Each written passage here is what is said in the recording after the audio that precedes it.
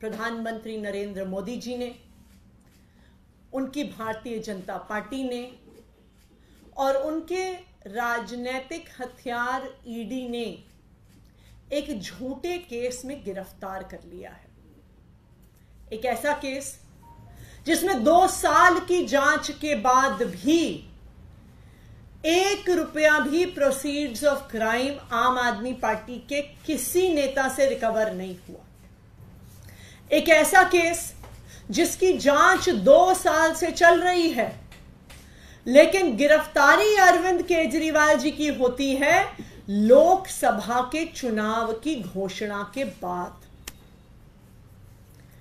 तो प्रधानमंत्री नरेंद्र मोदी जी ने चुनाव की घोषणा के बाद क्यों अरविंद केजरीवाल जी को गिरफ्तार किया? इसलिए गिरफ्तार किया क्योंकि आज प्रधानमंत्री नरेंद्र मोदी जी को पता है कि अगर इस देश में कोई एक नेता है जो उन्हें चैलेंज कर सकता है तो वो नेता अरविंद केजरीवाल है।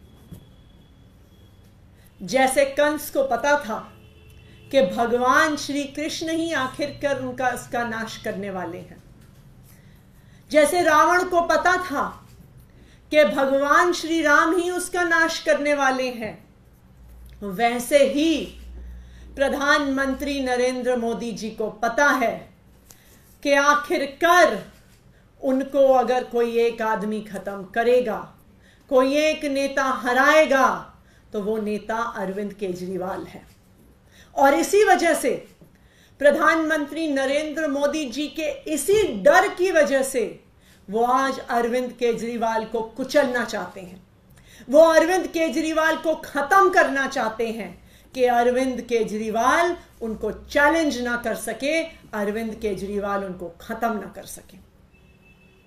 और यही कारण है कि आज अरविंद केजरीवाल को बिना किसी सबूत के झूठे आरोपों के साथ ईडी ने हिरासत में ले लिया है, जेल में डाल दिया। लेकिन मैं भारतीय जनता पार्टी को और प्रधानमंत्री नरेंद्र मोदी जी को यह बताना चाहती हूं कि आपको यह भ्रम है कि अरविंद केजरीवाल सिर्फ एक इंसान है। अरविंद केजरीवाल सिर्फ एक इंसान नहीं है, अरविंद केजरीवाल एक विचार है। और आप एक अरविंद केजरीवाल को जेल में डाल सकते हो, लेकिन उनकी प्रेरणा से हजारों अरविंद केजरीवाल पूरे देश में निकल कर आएंगे, देश की सड़कों पर निकल के आएंगे। और आज आम आदमी पार्टी नरेंद्र मोदी जी के इस डर को घर घर तक पहुंचाने के लिए, अरविंद केजरीवाल की चिंगारी घर घर तक पहुंचाने के लिए, अरविंद केजरीवाल की प्रेरणा घर घर तक पहुंचाने के लिए आज पूरे देश में सोशल मीडिया पर एक डीपी कैंपेन की शुरुआत कर रही है। आज दोपहर 3 बजे से आम आदमी पार्टी के सभी नेता, आम आदमी पार्टी के सभी विधायक, आम आदमी पार्टी के सभी कार्यकर्ता अपनी डीपी बदल रहे हैं। आज से ये होगी सभी आम आदमी पार्टी के नेताओं की और कार्यकर्ताओं की डीपी कि मोदी का सबसे बड़ा डर केजरीवाल है।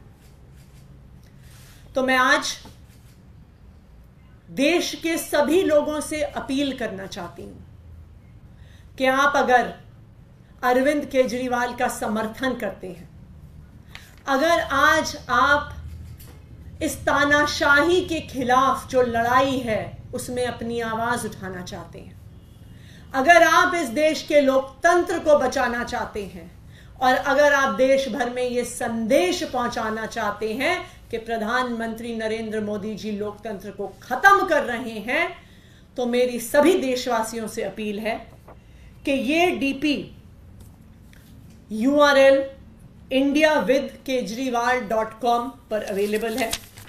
INDIAWITHKEJRIWAL indiawithkejriwal.com।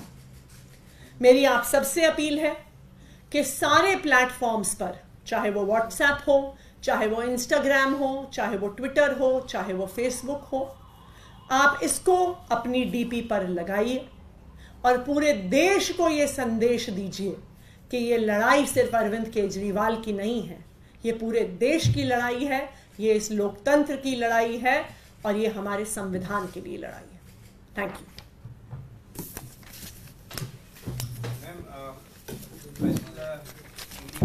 ईडी के सोर्सेज के हवाले से कई खबर आई, तो उस नोट को लेकर जो आपकी तरफ से जारी किया गया था, उन्होंने कहा कि हमारे पास कोई कंप्यूटर की ऐसी व्यवस्था नहीं है, तो इस तरह का कोई नोट सामने है और इसकी जांच कराएंगे। दूसरी खबर फोन को लेकर, एक्साइज पॉलिसी के वक्त का फोन गायब, ये ईडी के सोर्सेज के हवाले से खबर आई, पर क्या कहना चाहिए? ईडी क्या कोई पॉलिटिकल पार्टी है जो सोर्सेज से खबर प्लांट करती है? ईडी एक इंडिपेंडेंट इन्वेस्टिगेटिंग एजेंसी है, देश की एक स्टैट्यूटरी इन्वेस्टिगेटिंग एजेंसी है। अगर ईडी को कुछ कहना है तो चार्जशीट फाइल करे, अगर ईडी को कुछ कहना है तो कोर्ट में जाके कहे, अगर ईडी को कुछ कहना है तो जज के सामने जाके कहे। ये जो ईडी के पीछे छुपकर भारतीय जनता पार्टी अपनी राजनीतिक लड़ाई लड़ रही है, अपनी चुनावी लड़ाई लड़ रही है, वो करना बंद करें। ईडी के भी सभी अफसरों को मैं कहना चाहूंगी कि आपको इस देश के संविधान ने, इस देश के कानून ने कुछ ताकत दी है। इस संविधान का हनन मत करिए, इस संविधान की हत्या मत करिए। आप भारतीय जनता पार्टी का अनुषांगिक संगठन नहीं है, आप इस देश के कानून के तहत बनाई गई एक इंडिपेंडेंट इन्वेस्टिगेटिंग एजेंसी हैं। भारतीय जनता पार्टी के अनुषांगिक संगठन की तरह काम करना बंद करें।